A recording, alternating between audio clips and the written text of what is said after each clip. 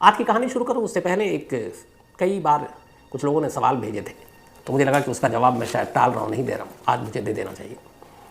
मैंने बीच में कोई कहानी सुनाई थी जिसमें डीएनए और फिंगरप्रिंट्स की बात थी। तो कुछ लोगों के सवाल हैं, बड़े वाजिब सवाल हैं कि डीएनए में या फिंगरप्रिंट्स में या डीएनए फिंगरप्रिंट्स में क्या फ़र्क होता है, या ब्लड को लेकर कोई क्राइम सीन या क्राइम इन्वेस्टिगेशन कैसे होता है।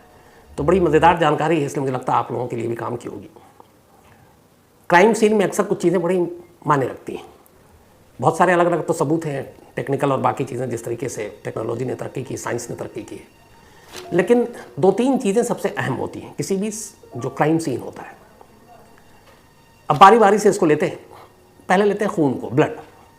जब पहली बार ये पता चला कि इंसान के अंदर अलग अलग तरह के ब्लड ग्रुप होते हैं, 4 तरह के टोटल, तो उसमें ये हुआ कि काफ़ी फ़ायदा हुआ मेडिकल के फील्ड में भी।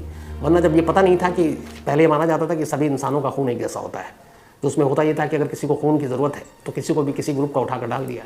अब अगर सपोज़ कोई बी पॉजिटिव है तो उसको ए डाल दिया, ओ नेगेटिव को कुछ और डाल दिया, तो उससे बहुत सारे लोगों की जान चली जाती थी, क्योंकि अलग अलग ग्रुप में ब्लड डाल दिए गए। लेकिन जब पहली बार ब्लड ग्रुप के बारे में जानकारी सामने आई दुनिया के, 4 अलग अलग तरह के कैटेगरी के ब्लड ग्रुप्स हैं, ए, बी और ए बी ओ, तो उसके बाद फिर बहुत सारी चीज़ें बदली। सेम क्राइम सीन में भी ये चीज़ें फिर आई कि कहीं अगर मौके पे किसी का ब्लड मिला तो ये होता है कि चलो इस ब्लड को उठाया जाए और देखा जाए सैंपल करके कि जिसके ऊपर जो सस्पेक्ट है उससे मिलता है कि नहीं। मिल गया ठीक, लेकिन 100% नहीं हो सकता फिर कि ये उसी का हो। क्यों? क्योंकि ब्लड ग्रुप 1 लाखों करोड़ों इंसान के हो सकते हैं। अगर सपोज़ मैं ओ नेगेटिव हूँ तो हालांकि रेयर ब्लड है, लेकिन बहुत सारे लोगों का होगा। बी पॉजिटिव हो, बी नेगेटिव हो, तो ये भी बहुत सारे लोगों का होगा। तो उससे काम नहीं बन रहा था। इस ब्लड के ज़रिए हम किसी को पुख्ता तौर पर कह सकें कि यही मुजरिम है, इसी ने जुर्म किया। तो ब्लड ग्रुप ने बाकी तो काम ठीक किया, क्राइम के इन्वेस्टिगेशन में बहुत बड़ा रोल प्ले नहीं कर पाया। उसके बाद है फिंगरप्रिंट्स। फिंगरप्रिंट्स ने एक तरह से क्राइम की दुनिया में क्रांति लाई। फिंगरप्रिंट्स से ये पता चल सकता था कि अगर कोई भी मुजरिम कहीं मौका या वारदात पर अपने कोई उंगलियों के निशान छोड़ दे तो पकड़ा जा सकता है। लेकिन फिंगरप्रिंट्स की भी कहानी बड़ी अजीब थी। वो ये थी कि जब जिस साइंटिस्ट ने इस फिंगरप्रिंट्स को ईजाद किया तो उस वक्त बहुत सारी चीज़ें कही गई, भेजा गया, लेकिन बहुत सारे लोगों ने उंगली उठाई इस पर कि ये कैसे मान सकते हैं कि फिंगरप्रिंट्स जो है एक आदमी का जब तक वो जिंदा रहता है एक ही जैसा हो सकता है उसकी उम्र के साथ, जैसे त्वचा, चेहरा, बाकी चीज़ें बदलती हैं, बाल के रंग बदलते हैं, चेहरे पे झुर्रियाँ आती हैं, तो उंगलियों के निशान भी बदल सकते हैं। तो हम कैसे मान लें कि ज़्यादा वक्त के बाद उंगलियों के निशान नहीं बदल सकते हैं? जिन्होंने फिंगरप्रिंट्स को ईजाद किया था फिर उन्होंने कहा ठीक है, 28 साल इंतजार किया। 28 साल के बाद उन्होंने दोबारा अपने फिंगरप्रिंट्स के नमूने लिए और फिर उसके बाद उसको उन लोगों के सामने पेश किया। तो फिंगरप्रिंट्स 28 साल बाद भी वैसे ही था जो 28 साल पहले लिया गया था। तब ये पहली बार दुनिया ने माना कि इंसान के फिंगरप्रिंट्स जो हैं वो बदलते नहीं हैं। और दूसरा, इंसान के फिंगरप्रिंट्स हर इंसान के अलग होते हैं। इस वक्त अगर दुनिया की जो आबादी है करीब मान लीजिए 600 करोड़, हर एक के अलग होंगे, तो फिंगरप्रिंट्स किसी से मैच नहीं करता।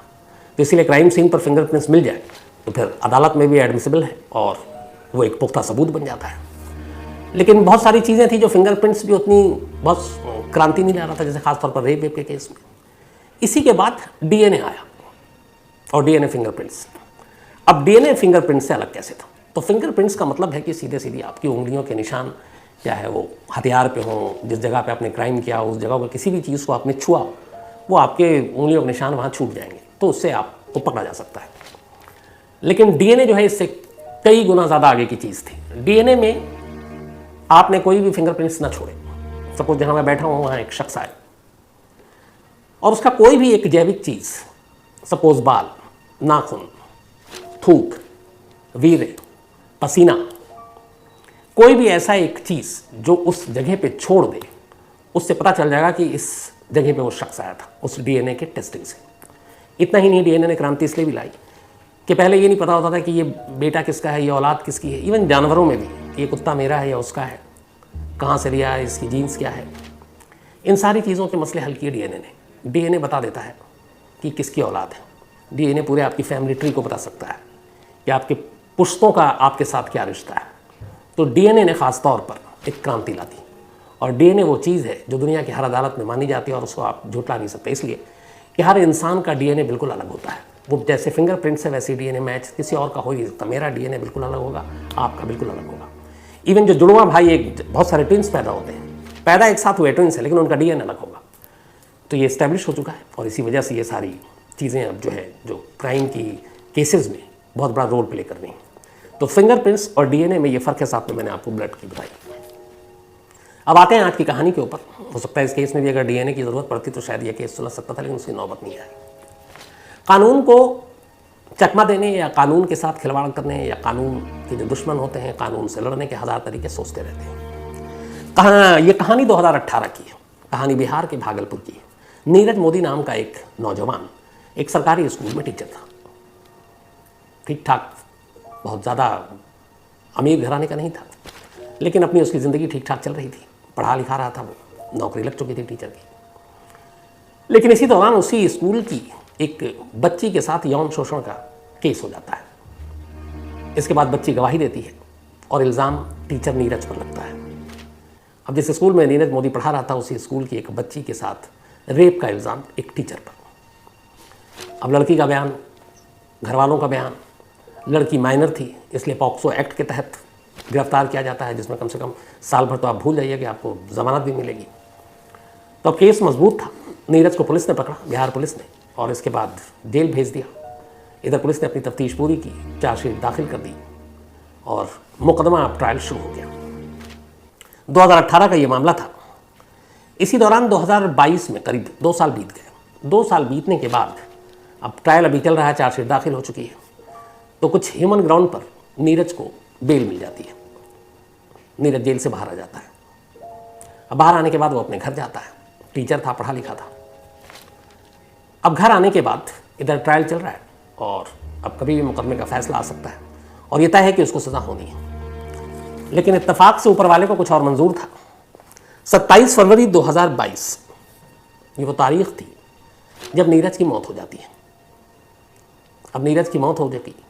नीरज एक मुलजिम है, अभी तक मुकदमा चल रहा है, रेप का केस है उसके ऊपर।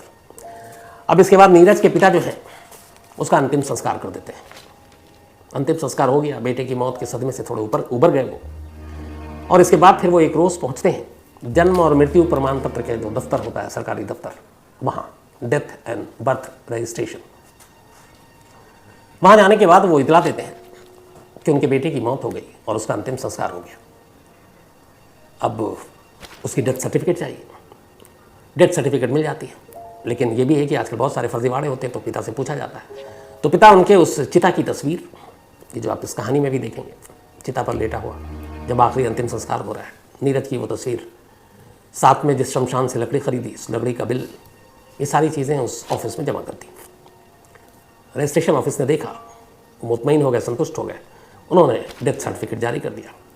अब इसके बाद इस डेथ सर्टिफिकेट को लेकर, चूँकि बेल पे आया था और बेल की एक शर्त थी कि आपको लोकल पुलिस स्टेशन में रिपोर्ट करना है, तो नीरज के जो पिता हैं वो लोकल पुलिस स्टेशन में जाते हैं और बताते हैं कि नीरज जो अभी ज़मानत पर आया, जिसके ऊपर रेप का इल्ज़ाम है, उसकी मौत हो गई और हमने उसका अंतिम संस्कार कर दिया। ये उसकी डेथ सर्टिफिकेट है, ये उसकी तस्वीर है, ये चिता की तस्वीर है जब हम लोग उसका अंतिम संस्कार कर रहे थे, ये उन लकड़ियों की तस्वीर है जो शमशान में खरीदी गई, मतलब, और ये उसका बिल है। अब पुलिस ने भी सारी चीज़ें देखी। इसके बाद पुलिस ने अपनी एक रिपोर्ट बनाई, रिपोर्ट बनाकर अदालत में भेजा।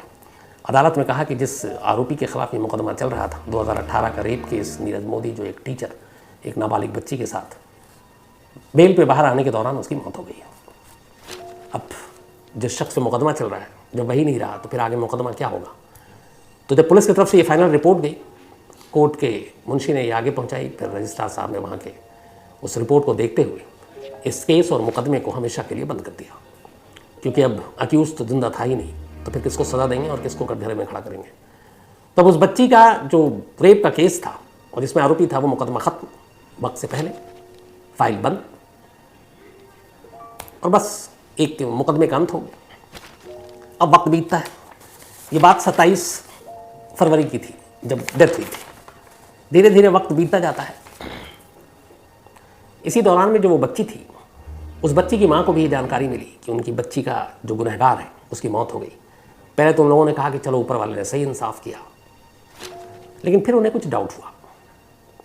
अब उसी गांव की रहने वाली, थोड़ा सा गांव से अलग, उस बच्ची का परिवार, बच्ची की माँ को लगा कि ऐसे कैसे हट्टा कट्टा ठीक ठाक था, बेल पे बाहर आया, वापस जेल जाना था और उसकी मौत हो गई, उसके बाद सज़ा का ऐलान होना था। तो माँ एक पुलिस वाले की जैसे सोचने लगी। फिर उसने धीरे धीरे खुद ही अपने कुछ लोगों को भरोसे में लेकर नीरज और उसके आस पड़ोसियों और रिश्तेदारों से जासूसी करानी शुरू की कि उसकी मौत सच में हुई, कैसे हुई, कब हुई, कौन कौन लोग था। तो जब पता करना शुरू किया तो पता चला कि नीरज के बहुत सारे रिश्तेदारों को तो पता ही नहीं है कि नीरज की मौत हो चुकी है, जो उस गांव में नहीं बल्कि दूर दराज के दूसरे गांव में आसपास में फैले हुए थे। पड़ोसियों तक को ये नहीं मालूम था कि नीरज की अचानक मौत कैसे हुई, क्या बीमारी थी। फिर उसने पता किया कि अंतिम संस्कार में भी बहुत लोग नहीं जुटे थे। अब गांव एक परिवार जैसा होता है, आमतौर पर किसी की ऐसी मौत होती है तो वो तमाम लोग इकट्ठे होते हैं। शहर में बेशक ऐसा ना हो। तब ये चीज़ें उसको बड़ी अजीब लगी। उसे लगा कि कुछ गड़बड़ है। अब उसकी तो इतनी हैसियत थी कि इतनी जासूसी कर सके, इससे आगे क्या करे। तो उस बच्ची की माँ पुलिस के पास गई और पुलिस के पास जाकर कहा कि मुझे शक है कि नीरज जिंदा है और उसने ये झूठे सर्टिफिकेट और सारी चीज़ें बनाई हैं। अब पुलिस के पास जब वो पहुंची तो पुलिस ने तो पहले यूं ही टाल दिया कि नहीं हमने पता करवा लिया है। उन्होंने कहा हम एक बार और चेक करा, तो उन्होंने कहा एक बार और चेक करा लिया, वो मर चुका है। अब माँ को उन्होंने टरका दिया, लेकिन माँ को ये लगा कि उसकी बेटी का गुनहगार जिंदा है और उसकी मौत नहीं हुई है, इसलिए वो कोर्ट पहुँच गई। और कोर्ट में उसने जाकर कहा कि जिस केस को आपने बंद किया है, जिस डेथ सर्टिफिकेट के आधार पर, वो शख्स जिंदा है और आप पुलिस से कहिए कि वो उसे तलाशे। अब कोर्ट को लगा, कोर्ट ने एक ऑर्डर पास किया। वहाँ के पुलिस वाले से कहा कि भैया आप इसकी एक रिपोर्ट दीजिए कि सच्चाई क्या है। अब कोर्ट का ऑर्डर था, पुलिस वालों को मानना ही था। पुलिस ने अपनी एक टीम बनाई।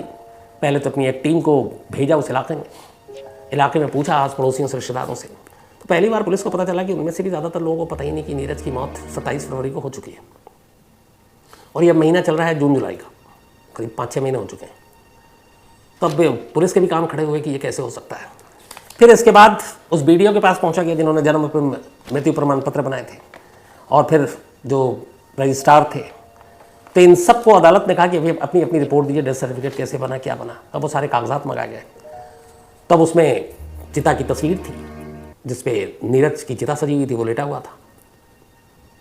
साथ में लकड़ियों के खरीदने की रसीद थी। अब फिर पुलिस की टीम और बाकी सब गए उस जगह पे जहाँ से रसीद था, वो पते पे पहुँचे कि भैया ये लकड़ियाँ खरीदी। उन्होंने कहा हाँ जी खरीदी, उसके पिता ने खरीदी थी, उसके पिता आए थे यहाँ पर और वही ये लकड़ियों को लेकर गए थे। लेकिन चिता और उस अंतिम संस्कार में शामिल होने वाले गवाह नहीं मिल रहे थे। अब पुलिस को लगा कि कुछ गड़बड़ है। इसी के बाद पुलिस ने नीरज के पिता को उठा लिया और पिता को उठाने के बाद पूछा कि बताओ कि तुम्हारे बेटे की मौत हुई, पूरे गांव को, तुम्हारे रिश्तेदारों को, किसी को भी इसके बारे में जानकारी नहीं है, तो फिर कैसे मान लिया जाए। तो आखिरकार पिता को जब पुलिस ने उठाया, थाने लाए, थोड़ी सख्ती की, तो उसके पिता ने ये एक्सेप्ट कर लिया कि उसका बेटा जिंदा है, लेकिन कहाँ है हमें नहीं मालूम। तो उन्होंने पूछा ये क्या था। उसने कहा जब वो जमानत पर आया तब उसके बाद अदालत का फैसला आना था अगले कुछ महीने में, और उसे मालूम था इसके बाद उसे जमानत मिलनी नहीं है और फैसला उसके खिलाफ जाएगा। पॉक्सो एक्ट के तहत भी मामला है, नाबालिग के साथ रेप का मामला है, और इधर जो देश में हवा है ऐसी चीज़ों में अदालत बहुत सख्त भी है। तो कम से कम उम्र कैद या 10 साल के लिए तो वो गया। तो उसे ये था कि इतने साल जेल में रहना नहीं है तो क्या करे। तो इसीलिए उसने फिर ये साजिश रची। जब वो जमानत पर आया तो उसने अपने पिता से कहा कि मुझे मरना है लेकिन कागज़ों में, और फिर मैं कहीं छुप जाऊंगा और उसके बाद ये केस बंद हो जाएगा। उसके बाद मैं कहीं और किसी शहर चला जाऊंगा, पढ़ा लिखा हूँ, कहीं नौकरी कर लूँगा। बाप भी अपने बेटे की मोहब्बत में तैयार हो गया साजिश में शामिल होने के लिए। इसके बाद बाप बेटे ने मिलकर फिर एक साजिश रची। इन्होंने शमशान से जाकर लकड़ियाँ खरीदी, उसकी रसीद ली। उसके बाद एक असली शमशान छोड़कर किसी एक खुले मैदान में बाकायदा चिता सजाई। चिता पूरी तरह जैसे वैसी होती है। फिर उस चिता पे अपने बेटे को लिटाया और उस बेटे को लिटा के उसको वैसे ही एक मुर्दे की एक्टिंग कराई।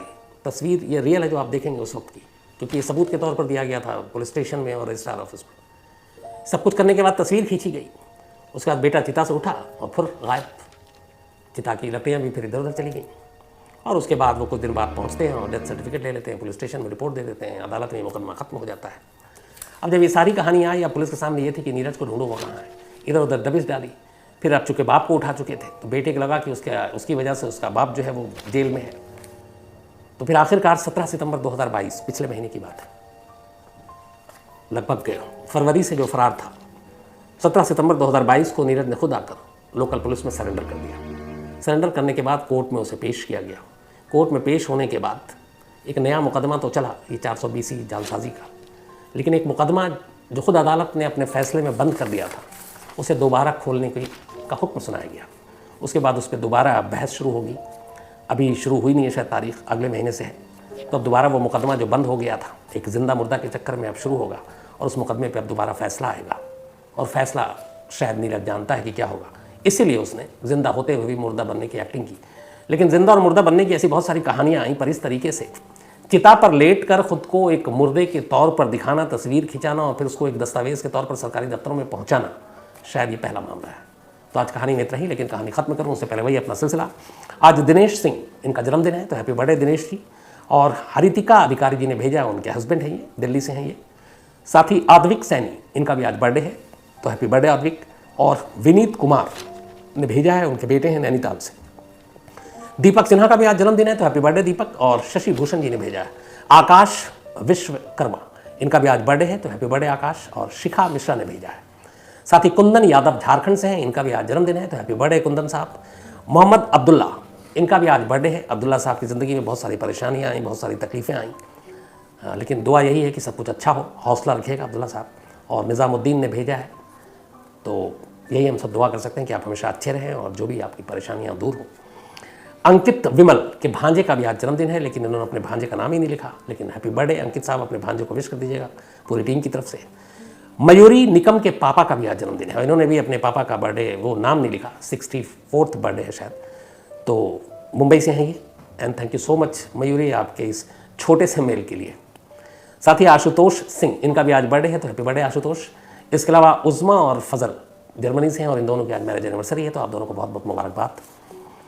प्रदीप पालीवाल, इन्होंने कहानी की फरमाइश की है। इसके अलावा राज लक्कड़, दिव्येश, विशाल, जैनिश, तमाम लोगों का शुक्रिया आप कहानी सुनने का। इसके अलावा शायद इनकी 15 लोगों की और टीम है जो क्राइम तक की कहानियाँ सुनती है और KGB की कहानी सुनना चाहते हैं, तो मैं जल्दी सुनाता हूँ आपको।